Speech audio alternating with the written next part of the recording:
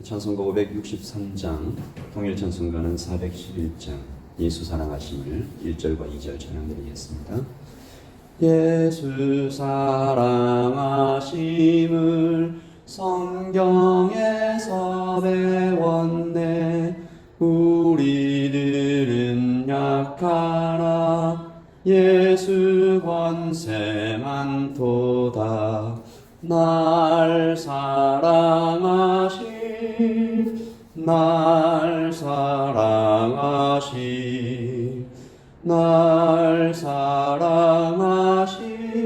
성경에 써있네.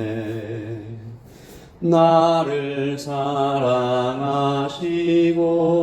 나의 죄를 다시서 하늘 문을 여시고 들어가게 하시네.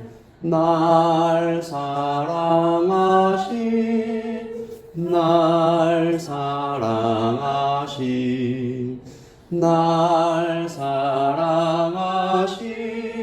성경에 써있네.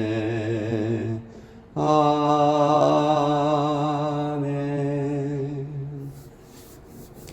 연약한 우리를 위하여 하늘과 땅의 모든 권세를 다 지니신 우리 주 예수께서 함께 계시고 보호하시고 오늘 아침에도 말씀으로 먹이시는 것을 감사합니다.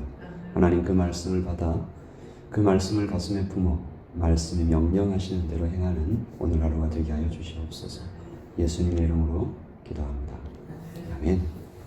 우리 잠언 27장 11절에서 16절까지 말씀을 함께 보겠습니다. 우리 11절에서 16절 저와 여러분이 함께 읽겠습니다. 내 아들아, 지혜를 얻고 내 마음을 기쁘게 하라. 그리하면 나를 비방하는 자에게서 내게 대답할 수 있으리라. 슬기로운 자는 재앙을 보면 숨어 피하여도 어리석은 자들은 나가다가 해를 받느니라. 타인을 위하여 보증전사의 옷을 취하라. 외인들을 위하여 보증선 자는 그의 몸을 볼모 잡을지니라. 이른 아침에 큰 소리로 자기 이웃을 축복하면 도리어 저주같이 여기게 되리라. 다투는 여자는 비오는 날에 이어 떨어지는 물방울이라. 그를 제어하기가 바람을 제어하는 것 같고 오른손으로 기름을 옮기는 것 같으니라. 아멘. 하나님의 말씀입니다.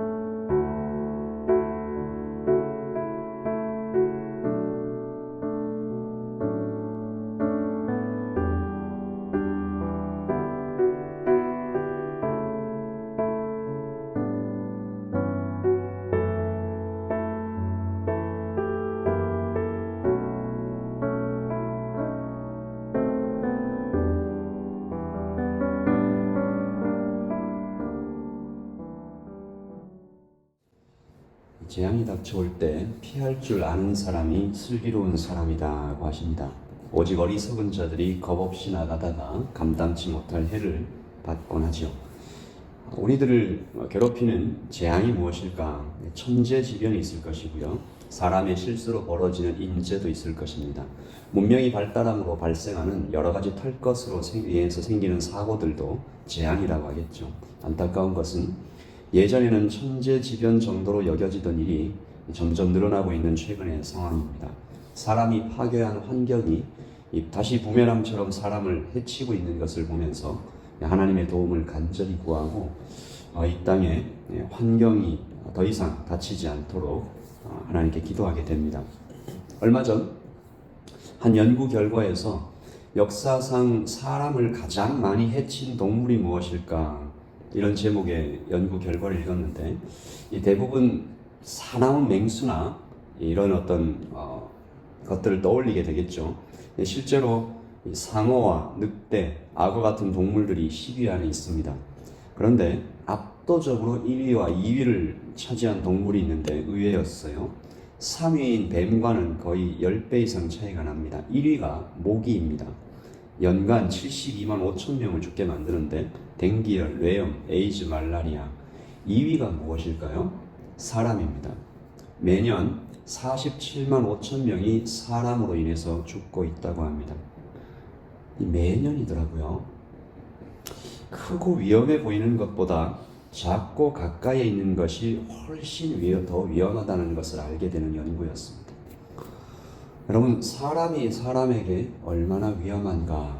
오늘 솔로몬은 재앙과 같이 여겨지는 사람들이 있다. 첫째, 13절에 약속을 지키지 않는 자. 둘째, 14절에 이른 아침에 큰 소리로 이웃을 축복하는 자. 셋째, 15절에 다투는 여자. 특별히 이 16절 보시면 이 다투는 여자는 정말 감당하기 어렵다라고 말하고 있는데, 16절을 제가 쉬운 성경으로 한번 읽어보겠습니다. 손바닥으로 태풍을 막으려는 것과 같고 손으로 기름을 움켜잡으려는 것과 같다.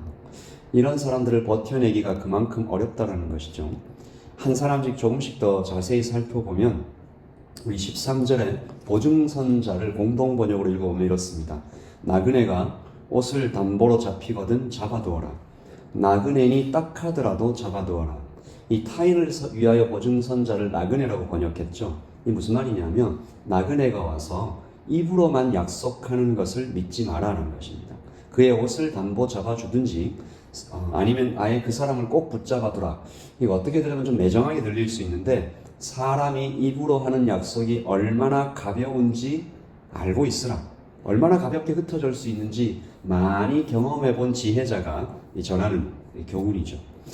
사람은 죄를 지어서 죄인이 아니라 죄인으로 태어났기 때문에 죄를 짓는다라는 말이 있습니다. 아무도 나를 모르는 곳에서 내가 어떻게 살 것인가?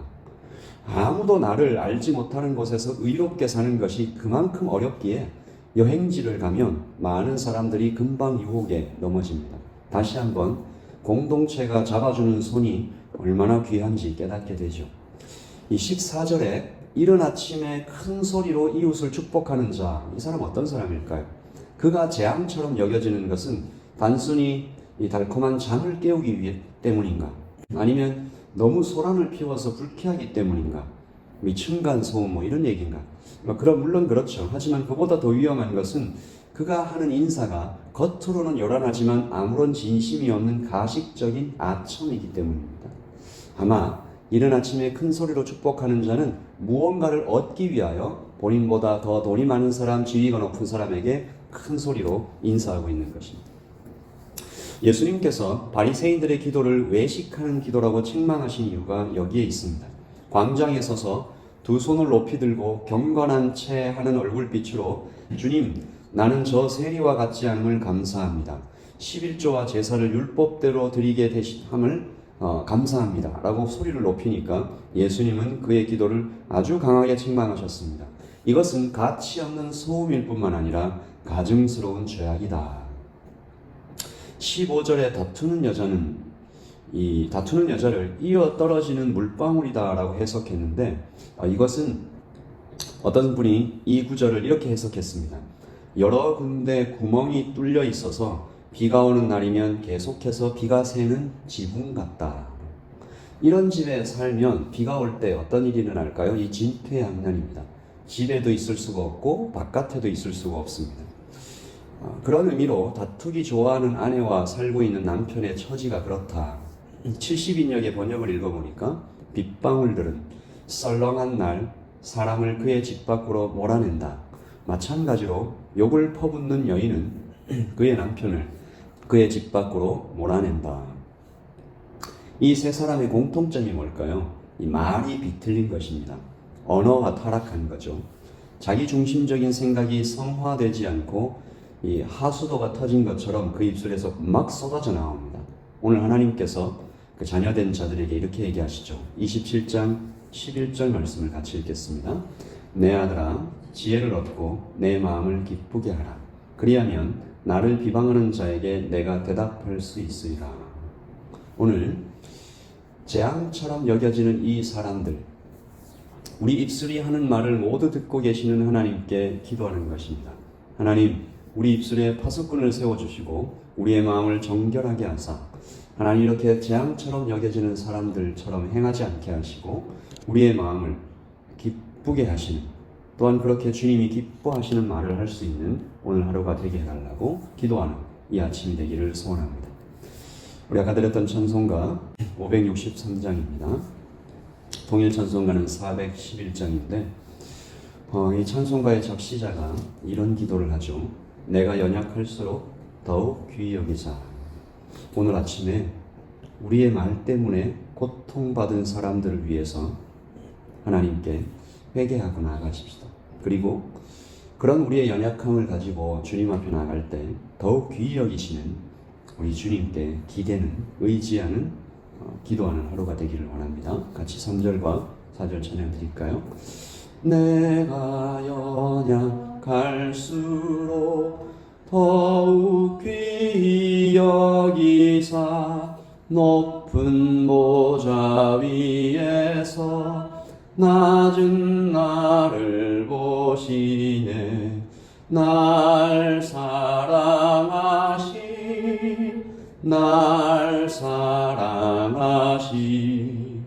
날 사랑하시 성경에 써있네. 세상 사는 동안에 나와 함께 하시고 세상 떠나가는 날 천국 가게 하소서. 날 사랑하시